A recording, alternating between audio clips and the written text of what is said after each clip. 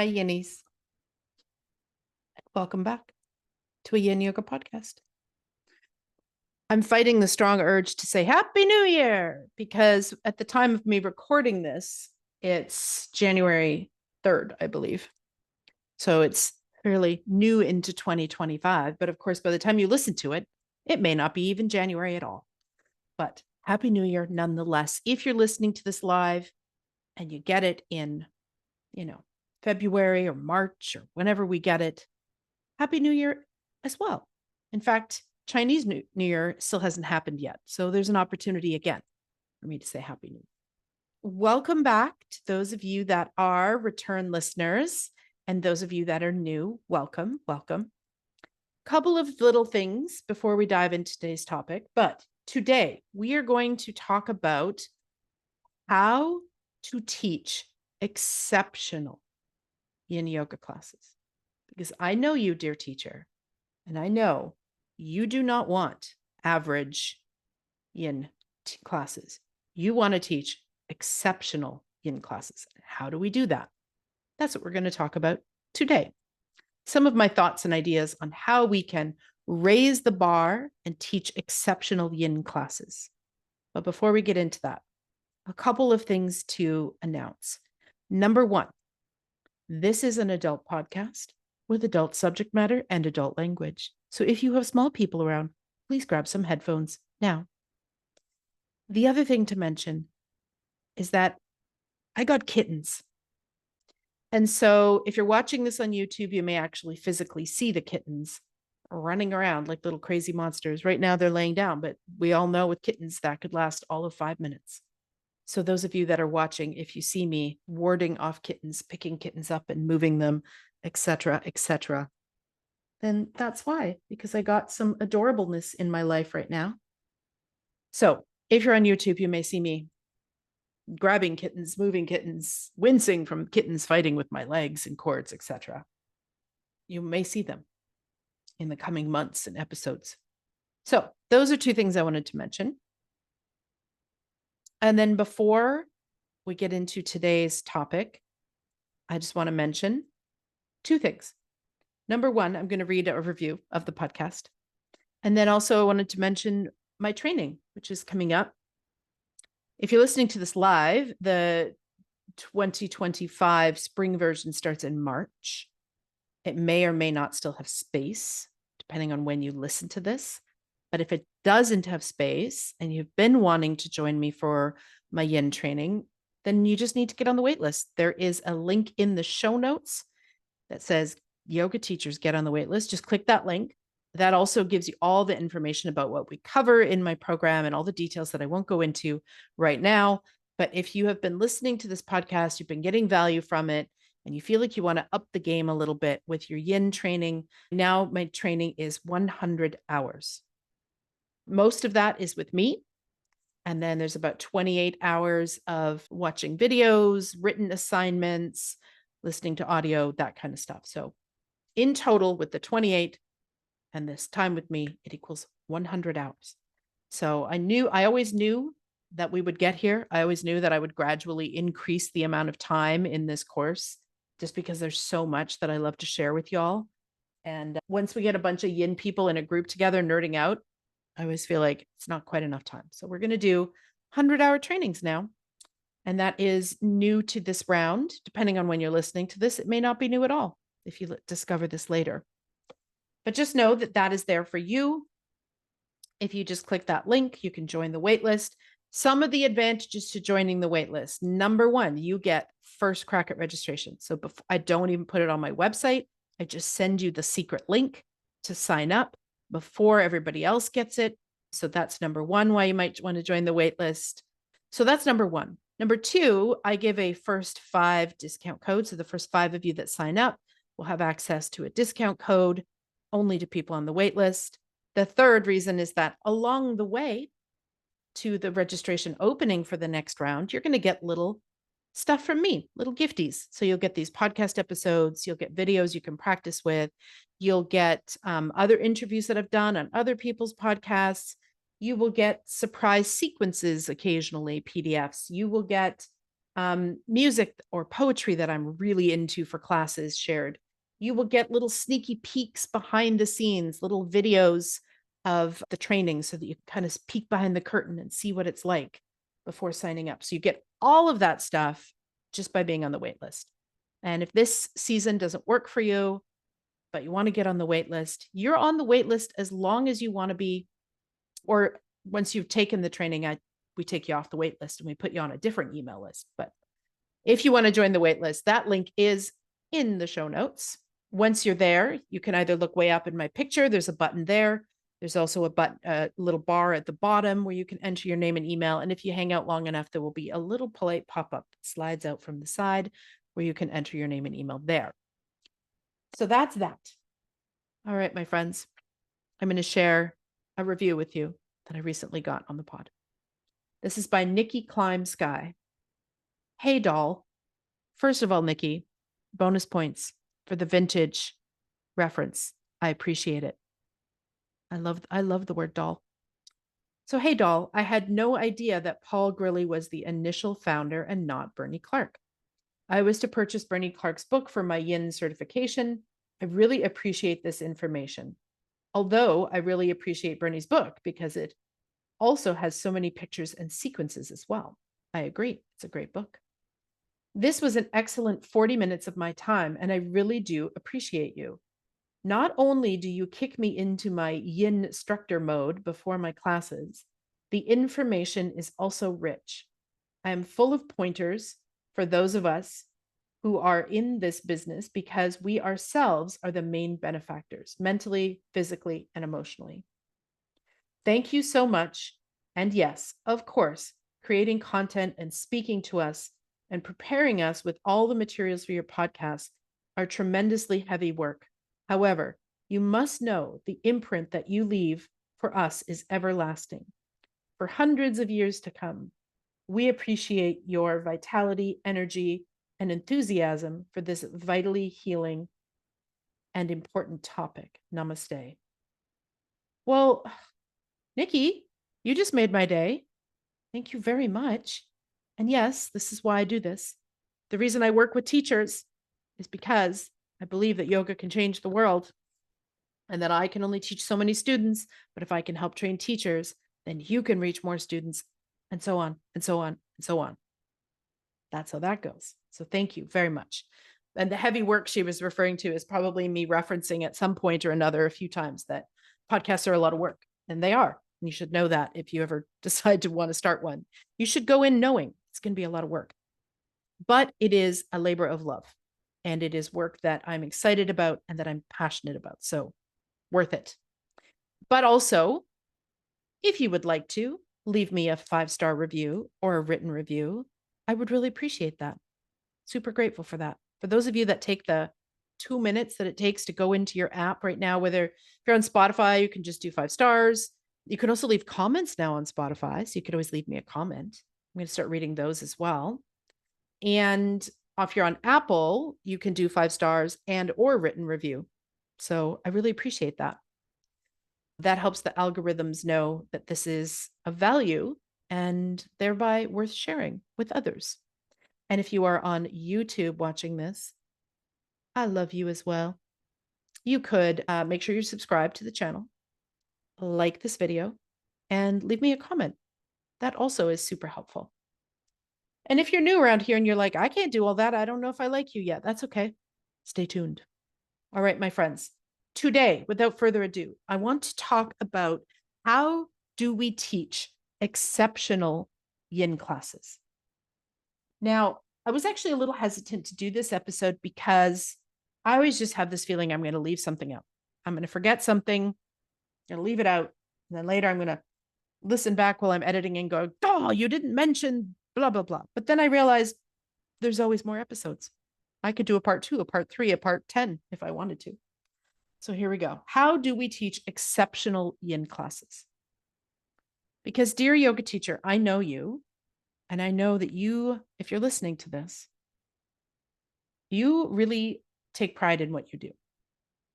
That you must really love yin yoga, or you wouldn't be here listening. And that it's important to you. to create exceptional classes instead of average classes. Again, or you wouldn't be investing your time listening to this podcast. And I have some ideas on how we can do that. And I will share a few of those with you here today. So the first idea on how to share exceptional yin classes with your students is to make sure that you are highly trained and highly qualified. Now, that might sound obvious, but it's not. There's all kinds of people out there, and you might be one of them, who are teaching yin, who have never taken a yin training, not even one, not even a tiny one. Not cool. So if that's you right now and you're listening, please get a yin training, whether it's mine or someone else's that works for you. Do some research, do some soul searching, do some digging around, find a really good yin training and take a yin training. So that's the first part of this. The second part is, even those of you who have taken a yin training, it may not have been in depth enough or long enough. So a 20-hour yin training is just scratching the surface. 20 or 30 hours is it's just like a little teeny doop toe dip in the water. A 20 or 30-hour training is enough to let you know whether or not you do want to specialize in teaching yin.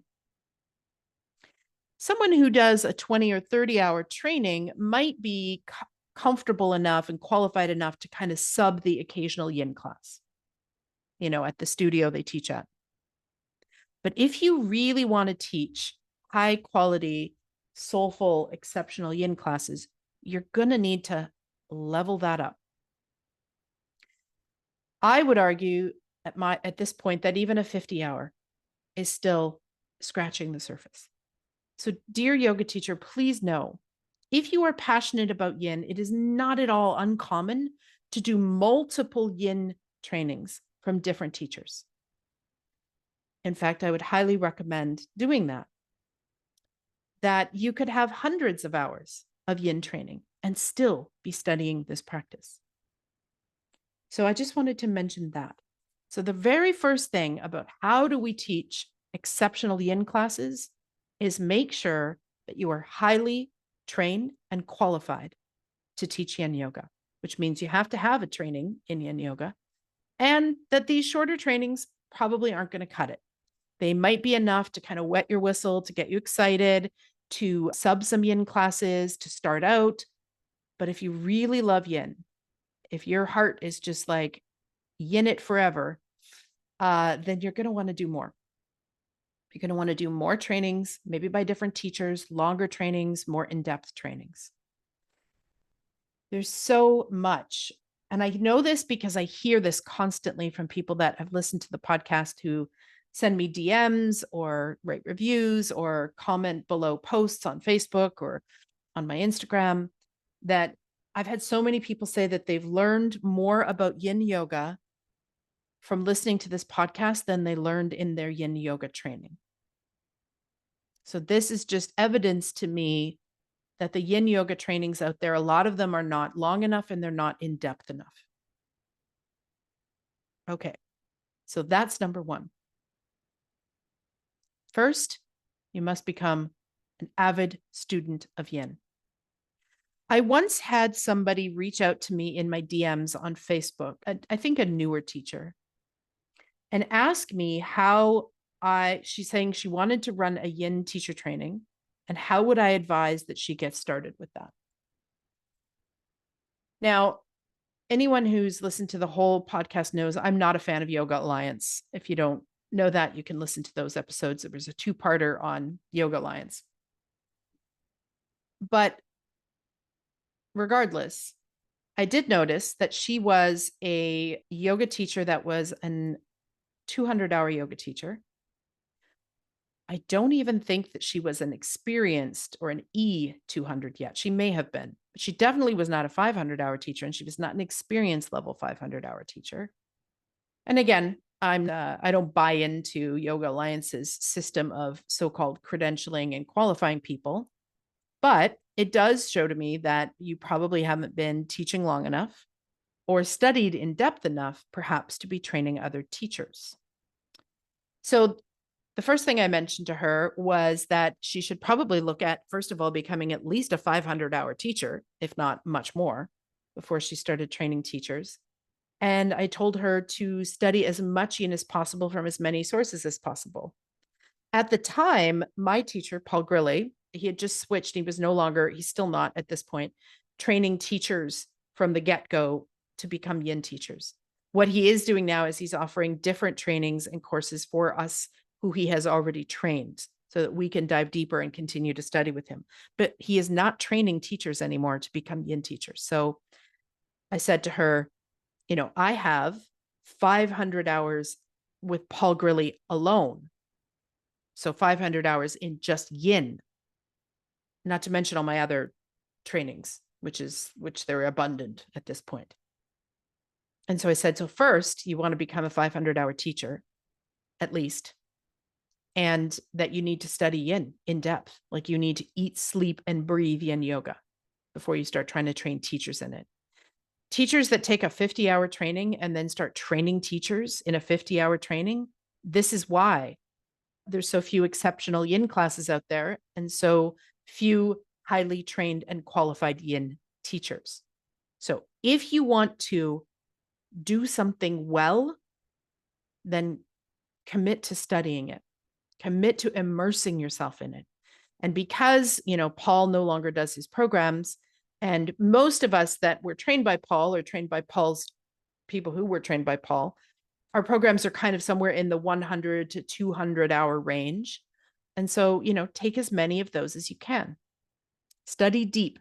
Check out different Yin teachers, take classes with them. Most of us have got Zoom classes. Take some classes. When you find one that really resonates with you, study in depth with that teacher, take their training. You can even see if they have mentorship beyond that. I know I do. So anyone that takes my training who wants to do ongoing mentorship, that is always available. So if you want to teach exceptional Yin classes, study, learn. That's number one. Bullet point number 2, if you want to teach exceptional Yin Yoga classes, are you ready for this? You have to practice Yin Yoga in your home practice. Wah, wah. I know teachers don't like this answer, but if you aren't practicing what you're trying to teach, how are you teaching it?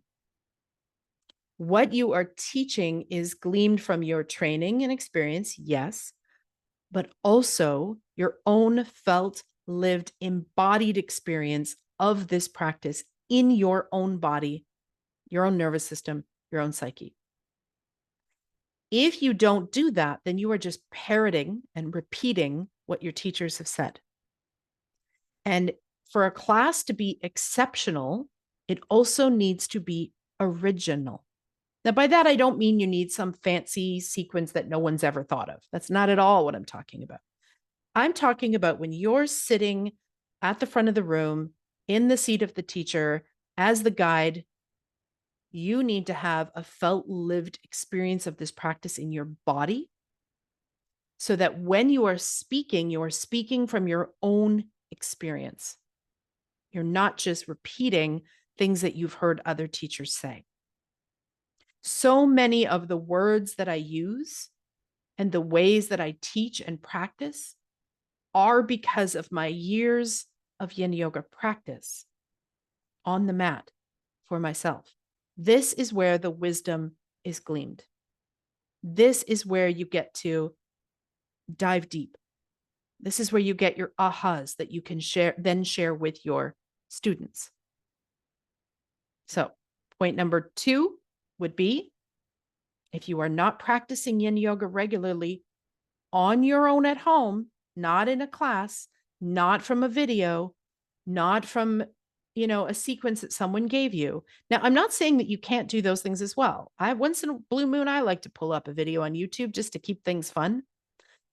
But you must learn to practice yourself. If you do not have a home yoga practice for Yin, then your classes will always fall flat and they will feel like regurgitated information from somebody else. thereby not so exceptional. So you need to practice yourself on your own at home. And some of the kickback I get from this is that people get bored. Well, guess what? Boredom is part of a yin practice. Yep, it is. Learning to sit with your boredom and witness your boredom and be curious about your boredom and to analyze, why am I so bored? That is part of the practice. So you just need to get over yourself, get your butt on your mat, and start doing some yin. So that's number 2.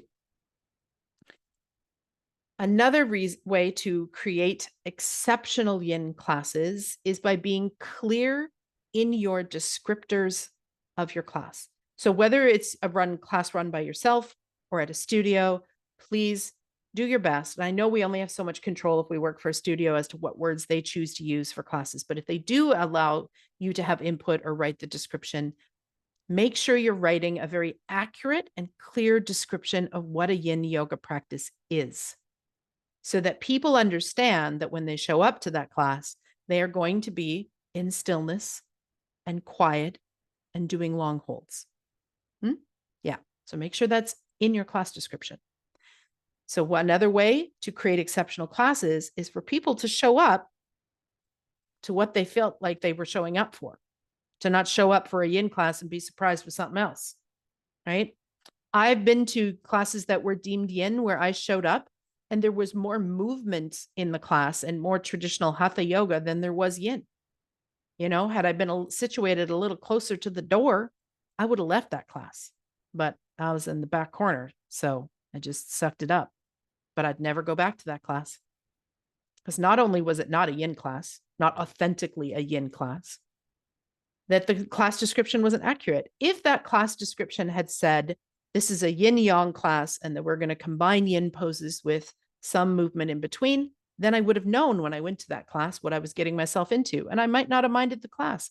But when I signed up for a yin class and then all of a sudden I'm transitioning through downward dog and there's planking and cat cowing happening, and I'm like, WTF, this is not a yin class.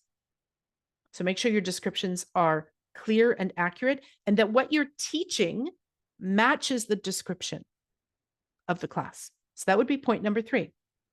So this is all before you even get the class going, right? This is all like preemptive.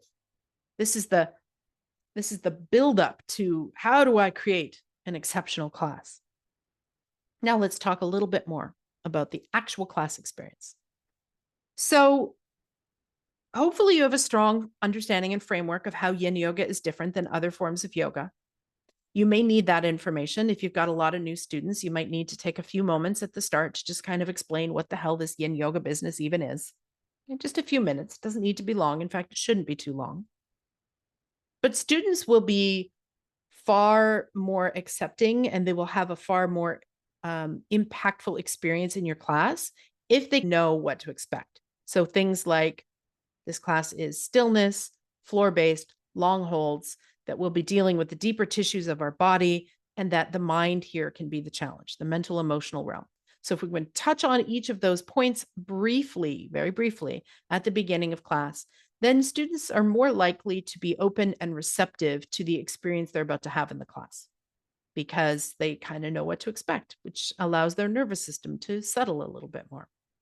If somebody just comes into a yin class and they've only ever done Ashtanga and they just came to a yin class because it happened to work for their schedule, but they didn't even read the description and they don't even know what yin is, and all of a sudden you throw in them in 5-minute holds for everything and not talking about it, that's not cool. So give them a little guidance as to, here's what a yin practice is and here's how it's different. Now you might be thinking, well, how do I know if I have students that are new to yin? Well, you could ask. So I'm not saying you should get everybody to sit up and raise their hand, and because some people are going to be very uncomfortable being, put on the spot like that. But you could say things as people are coming in the room. Hey, if you're brand new to yin, before the class, just pop up to my mat and say hello. What I do, you're welcome to borrow this idea, I have not trademarked it, is I start all my classes in constructive rest. There will probably be a whole episode on that pose at some point because that was requested. But for now, we'll just say constructive rest is how I start my classes, because I want to focus on nervous system before I get people making funny shapes with their body. And when they're in constructive rest, just before I bring them into their first yin shape, I say, if you are brand new to the practice of yin yoga, put one hand on your belly and your other hand at your side. If you've done yin yoga before, even if it's just 1 or 2 classes, let your hands rest at your sides. So now I have a clear visual when I look around the room to see how many brand newbies are there and how much should I talk about what you can expect in this practice.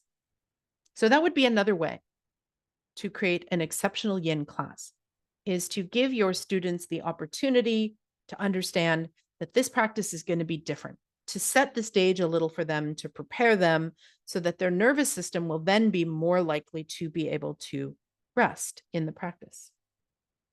Okay, so that's the third point. Speaking of nervous systems, for me, that would be the next point. Can you, in some way, and which ways we could do this is beyond the scope of this particular episode, but we can do some later.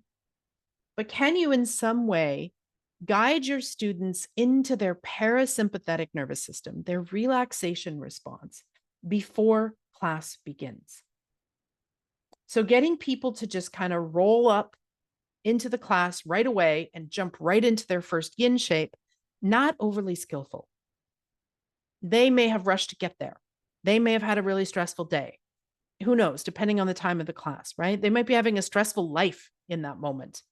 So allowing people intentional, conscious time guided by you to settle, to ground, to come into their parasympathetic nervous system, the relaxation response, before you start adding yin poses to the mix is a great idea.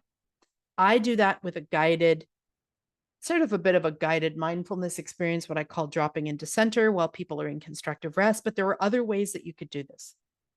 You could bring their awareness to their breath, anything. You could do a small meditation, anything that you like, that you know is useful for bringing people out of that fight, flight, or freeze response into that relaxation response. Or another way to say it is out of the busy, I rushed, I'm stressed to get here response into I'm grounded in my body and ready for practice response. So that would be another point. How do we create exceptional classes? Prepare their mind for what's going to happen by telling them what happens in yin. Now prepare their body and their nervous system by allowing them to switch gears from that busy fight or flight or busy, stressed, rushed response that they came in the door with to a more grounded, calm state. And I'm not just saying that having them sit on their yoga mat is going to do that. It's not. You need to have some little tool in your toolbox, whether it's a breath technique or there could be a million things. There could be tapping. There could be vagus nerve. There could be a meditation, a million ways. You should find the one that resonates for you, but find something that you can add to your classes as part of your sort of signature offering that you do at the start of class to ground them, to anchor them, to get them in their parasympathetic. So many yoga classes are just start right off the hop and they're counting on Shavasana at the end to do that. That's a very yang way of looking at a class. We want to start people in their parasympathetic, grounded, centered at the beginning of class, because the whole yin practice then is going to be far more effective because our nervous system is a key player in deep fascia, which is something that we're working with in our yin practice. So that would be my next tip is, can you find some way to take a few minutes that is not an asana, it's not a shape, it's not a stretch, it's not something to give them compression or whatever, and to ground them in the moment?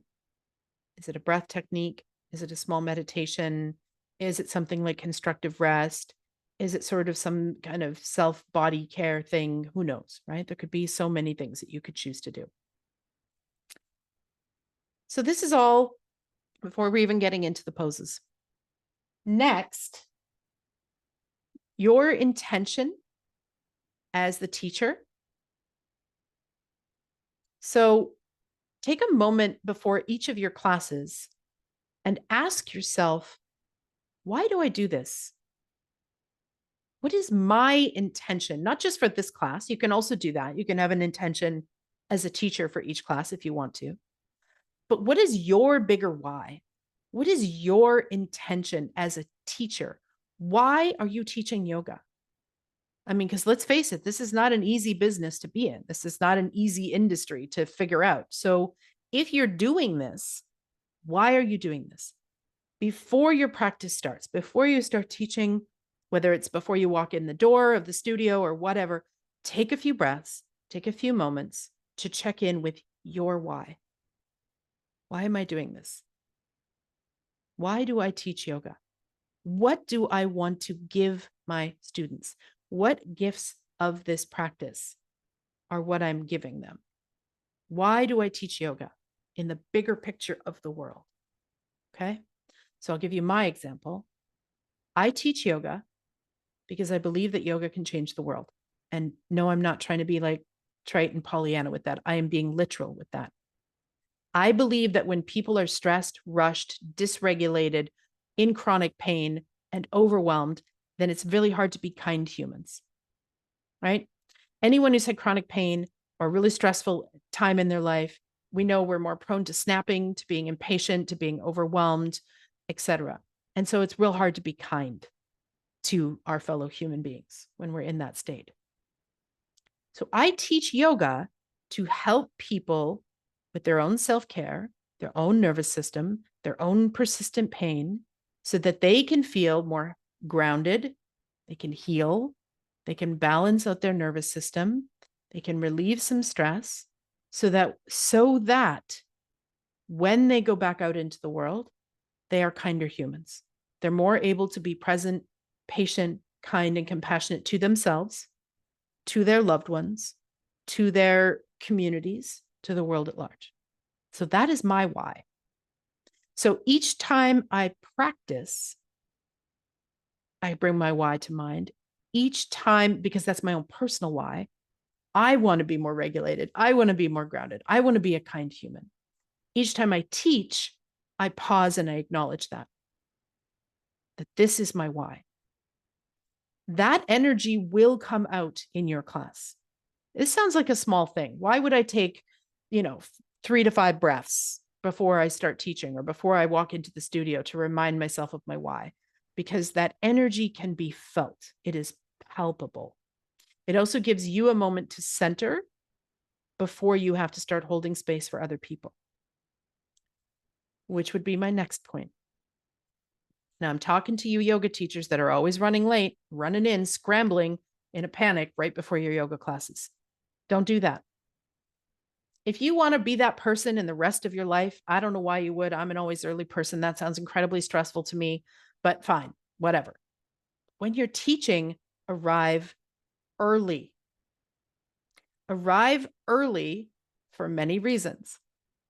The first one being to give yourself time to ground, to remind yourself of your why, to give yourself some time for your nervous system to settle, for your breath to regulate, for you to become calm, so that you can then hold brave space for your students. If you are rushing in right as class starts, throwing down your mat, calling out to people what props to grab while you quickly mess around with the stereo, that's not a grounded place to start with. I also realize that sometimes transitions between classes are tight.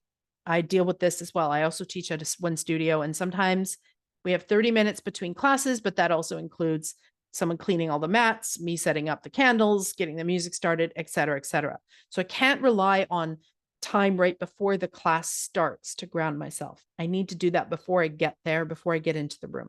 Okay, so take the time to ground thyself before you enter the space to start teaching, because people will feel that energy. You will also be calmer as you set up the space if you've taken that time to go over your why, take a few breaths, do whatever it is you need to do to settle or ground yourself. So being early is being professional, and it is also going to translate in your energy field with your students.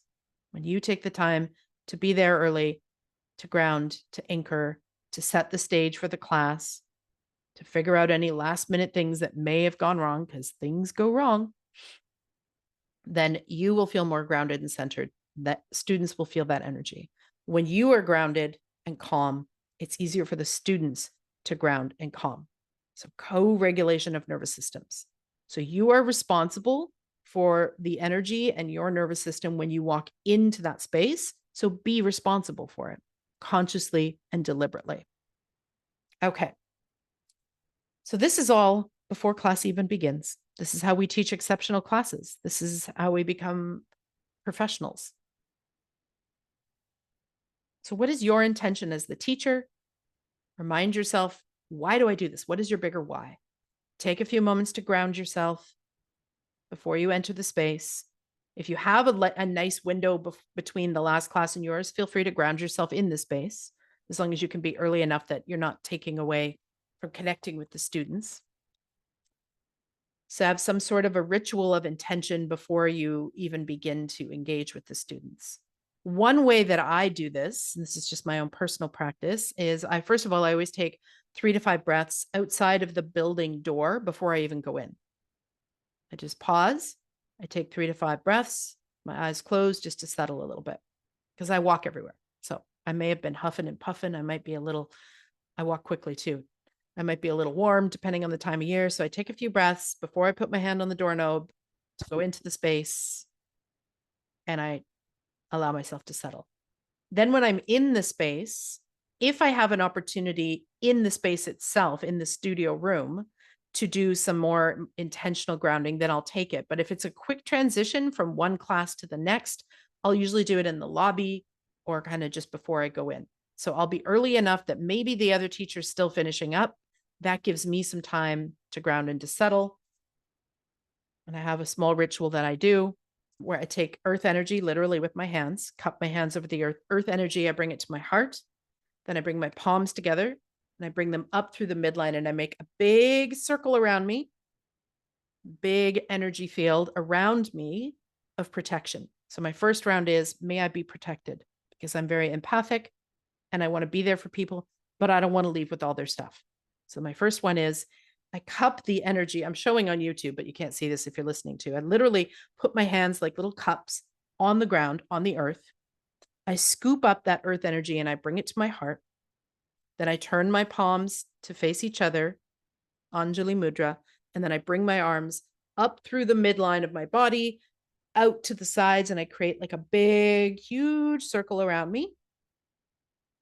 And that first round is, I say to myself, may I be protected. So that's where I'm actually visualizing this protective energy around me.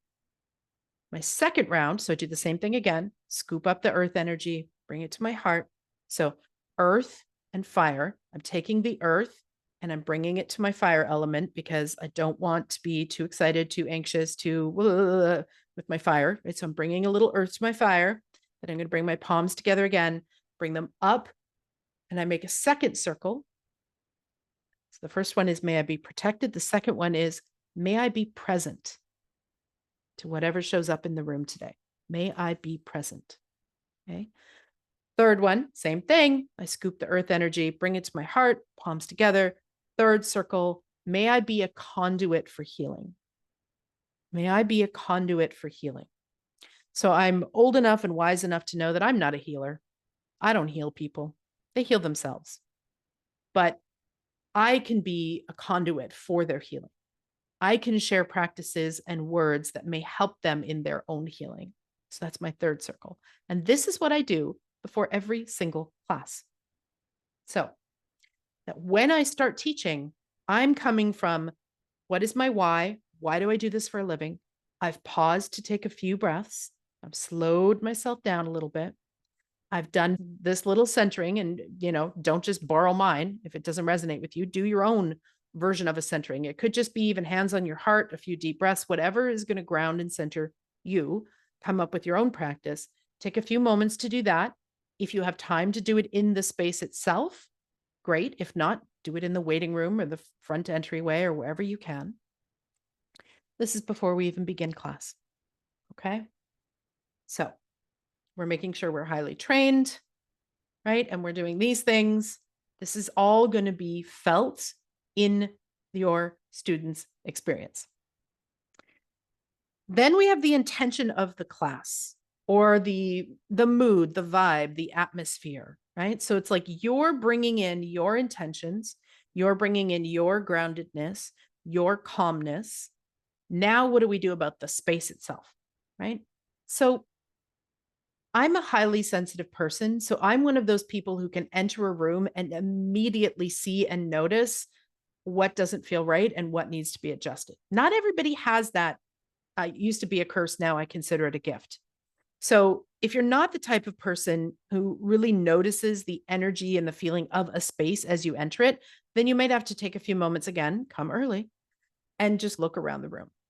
What are some things that you could adjust? How's the temperature?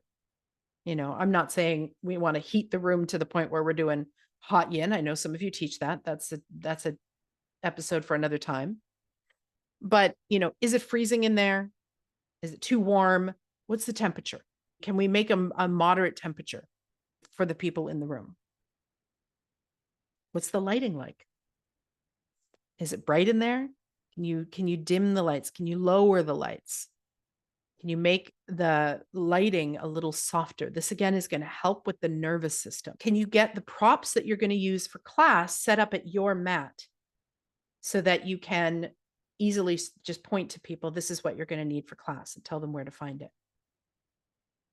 Sometimes when I'm really lucky, this doesn't happen anymore because but the windows between my classes are too short now where I teach. But when I had a longer window of more than 30 minutes between classes and I had a helper, a karma yogi, often if I had a very full class, we would actually set up the props for them. So the studio I teach at already has the blocks and the bolster. Myself and my helper would then go and put a blanket and a strap on the top of each bolster so that all people literally had to do was roll in and sit down. They didn't have to look around the room, figure out where stuff was. Maybe they had to turn their phone off and go pee, but other than that, they were good to go. That's not happening as much anymore because I don't have that extra window of space. But if you have that kind of space, you maybe have a helper at the studio that can help you set up some props. Why not? Now they can still put them away on their own afterwards, arriving to a space that is ready to go. Can you get them if you use music? And I did a whole episode on music. You can listen to that if you want to hear me debate whether or not you should use music in yin. I'm not going to tell you either way. But if you do choose to use music, what is the quality of the music? In that episode about music, I go into a whole lot of what I do not think you should use for music. So you can check that episode out. Should you use music in Yin Yoga? I think it's called, to get more detail on that. But if you're choosing to use music, do you have the music started? Is the volume at a good level that it's not super distracting, but it's just creating the atmosphere?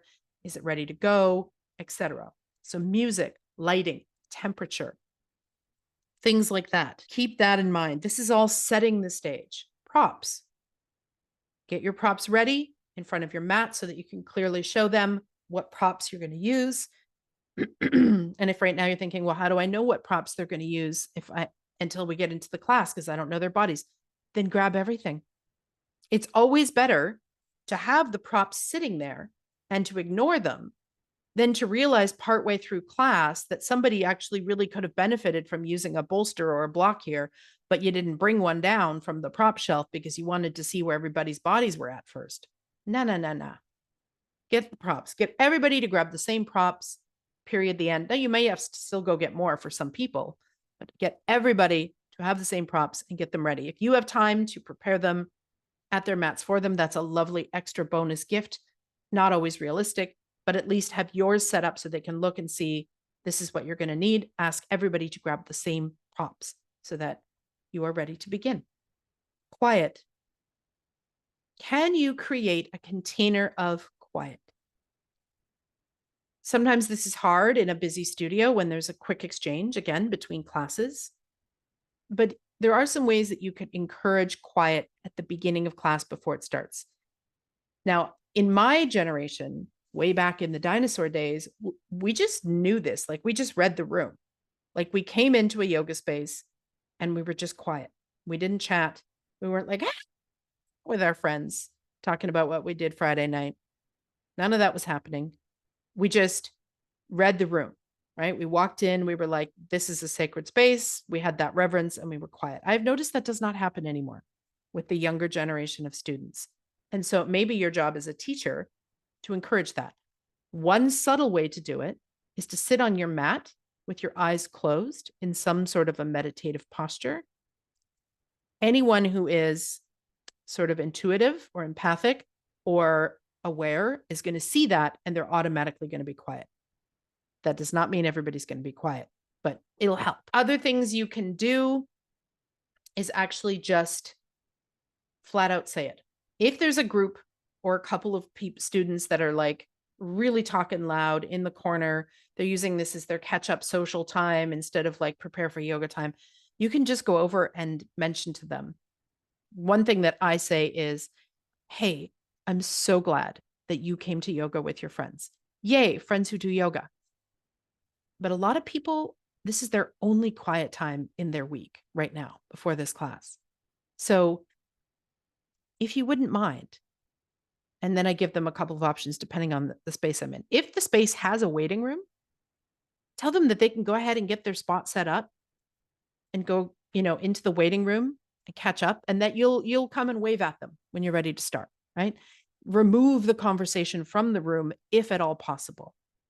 If that's not possible, I just ask people to whisper. So if it's only 2 people doing it and they're just not reading the room, everybody else is like doing a pose or relaxing and they're just like doing their thing, I'll just go over and say, hey, can we prepare in quiet? Can you be silent or whisper? Because for many people, this is their only quiet time this week. So I'll just go and say it. Now, if it's a lot, and this has happened recently, especially I teach a Friday night class. And so sometimes that class people are a little revved up when they come in, where it's like there's many conversations going on all over the room and they're all a little too loud because they're now all talking over each other. I do not hesitate to become all school teachery, and I will pull out a singing bowl or a set of chimes and I will ding them 2 or 3 times. And then I will say, let's bring the volume down. It's getting very loud in here. Can we prepare for the next few minutes for class with some quietude? So don't be afraid to ask for people to be quiet. So, can we prepare some quiet? Because yin is a quiet practice. And that energy of blah, blah, blah, ha, ha, ha, la, la, la, talking to each other, right? That's got a phonetic kind of yang energy to it. And now we're going to ask those same people to be still and quiet in their poses. So maybe if we just set the stage a little bit at the start for that quiet, that will make that transition easier. Okay, so quiet. This is another way to have an exceptional class. When somebody walks in, can they feel that yin vibe and energy in the room before they even get on their mat?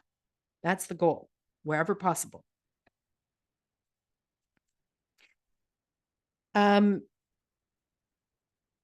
Couple other things. The breath in yin. I do teach a little bit of guided breath stuff kind of at the start of class or maybe at the end, depending on the technique. Again, because I'm all about the nervous system. So sometimes I will use a breath technique as a way to allow people to settle into their body, to settle into that moment in time, and to settle into the space. But what you can notice a lot is that people, especially if they're new to yin, there'll be a lot of ujjayi breath going on or breath with sound. So you may have to address that. This is, again, another aspect of quiet and going inward.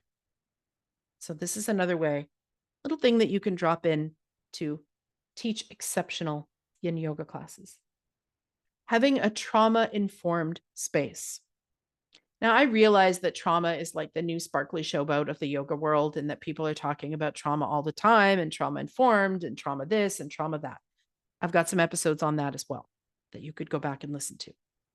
And I'm not saying that we should not try to offer trauma-informed spaces. I'm saying we 100% should.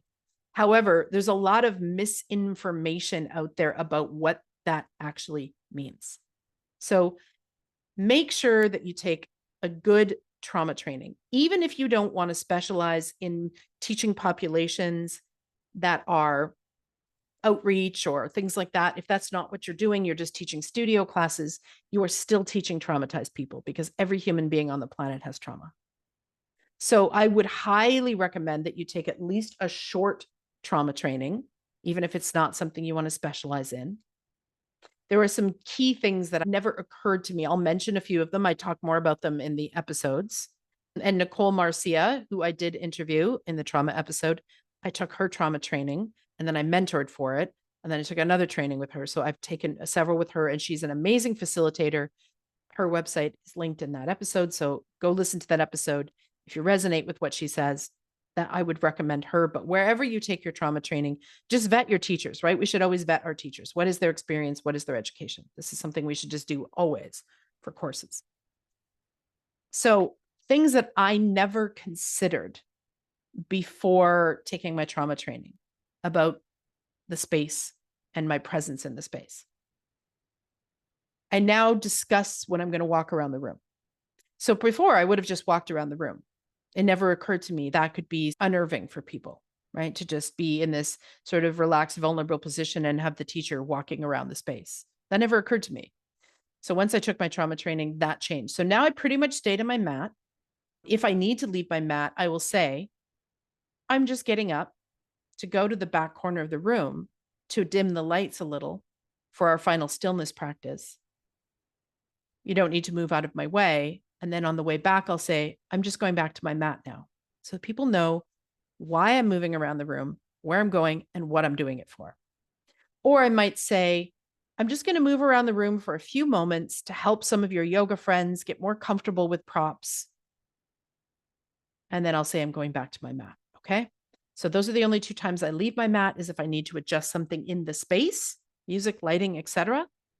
Or if I can see that somebody's really uncomfortable and I know that I could make them more comfortable with the prop, and I've already called it out verbally a couple of times, but they're not hearing me, I may go over and say, hey, how about a bolster under your legs here? Is that more comfortable? Be clear, I'm not touching them. I'm not adjusting them. I did an episode on that too. I'm just offering them a support. And then, but I will announce that I'm going to do that. I will go do that to a few people, and then I will announce that I'm going back to my mat. So those are things that I never would have considered beforehand. There's probably much more that I could go into with that, but just a couple of things to help to create a container. Now, I also want to be really clear here that when we're talking about trauma and creating a container, I'm not talking about creating a safe space. I don't believe there is such thing as a safe space. There is no space where everyone will feel safe 100% of the time. And it does not matter how hard you try, dear yoga teacher, to create a, air quotes, safe space. You cannot do that, because you are not a mind reader and you don't know what everyone's trauma is. And you could say something completely innocent that isn't even in your list of things not to say from your trauma training, and it could still upset somebody. Okay. So we just have to get over that. We're not trying to trigger people, not trying to upset people, but sometimes no matter how much you try, it could happen. One example of this, I sometimes refer to the mind in Yin as a 2-year-old. And so I share this little analogy about how, toddlers can't stay focused, and like, can we all be gentle with ourselves like we would a toddler? I think you get the general gist of it. And that really upset somebody because they were missing their children. There's no way I could have known that. I could not have prevented that, right? Somebody got upset. They cried a little. That's life. I'm not talking about creating this artificial, air quotes, safe space that people in yoga circles talk about, which is impossible. I am talking about creating a brave space. And I did a whole episode with the lovely Grace on that. So you can check that episode out on how to create a brave space. But there are some simple things that we can do to allow people to feel more welcome and to allow them to settle more into the practice. So can you be a little bit trauma informed in your class?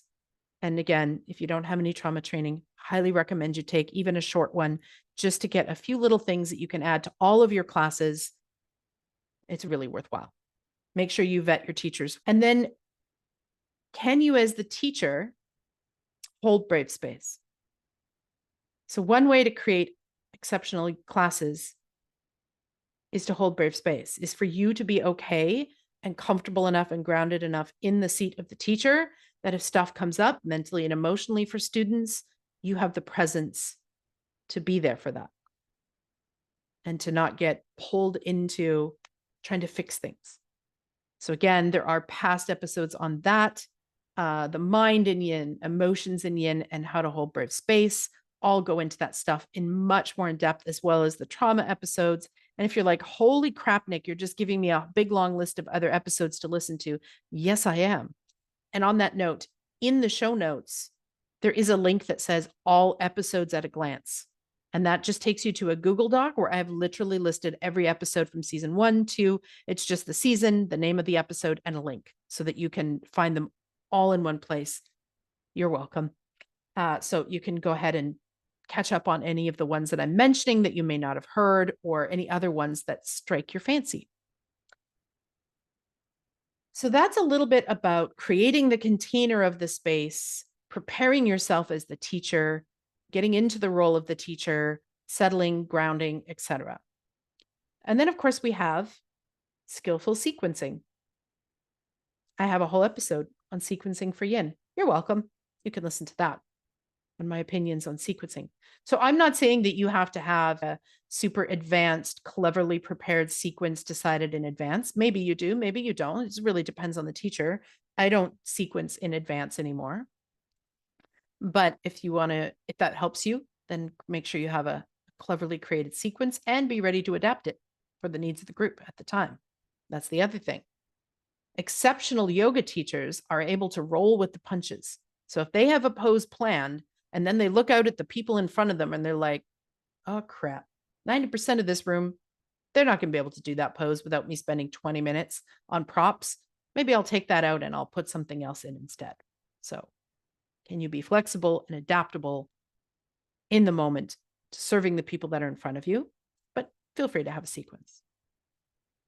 Sometimes people ask me if I share a Dharma talk or a story or a quote or something before class. And I will say that for years I did not.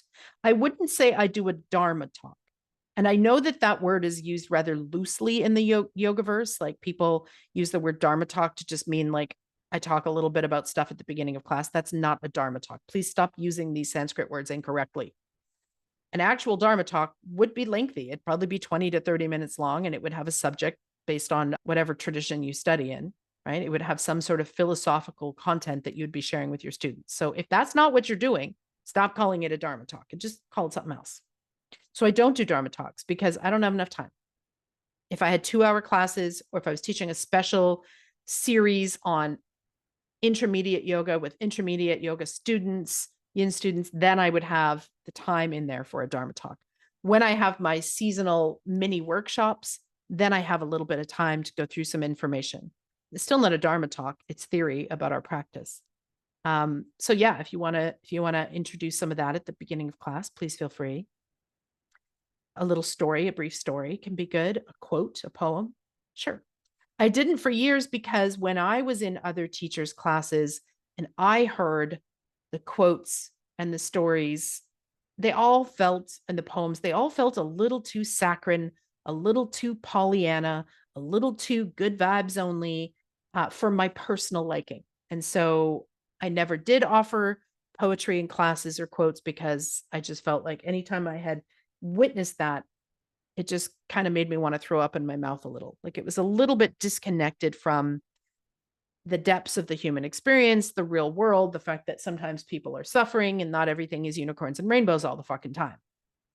So that's why I didn't. But then I discovered and stumbled across some poets that just really resonated deep in my bones when I read their words. And so I started keeping those and collecting those. And so now I do share a poem. I share it fairly near the beginning of the class. So either if they have experience right when they're in constructive rest before I bring them into their first pose, I'll share it. If I have a lot of new students and I need to do a little bit of the new to Yin speech, I'll do that first. And then I'll share the poem or the quote before we move into quiet. And then I will share it again at the end of practice before they go into their final stillness practice. So that's how I do that personally. So if that helps you, then you could be intentional with that. You could also do a meditation.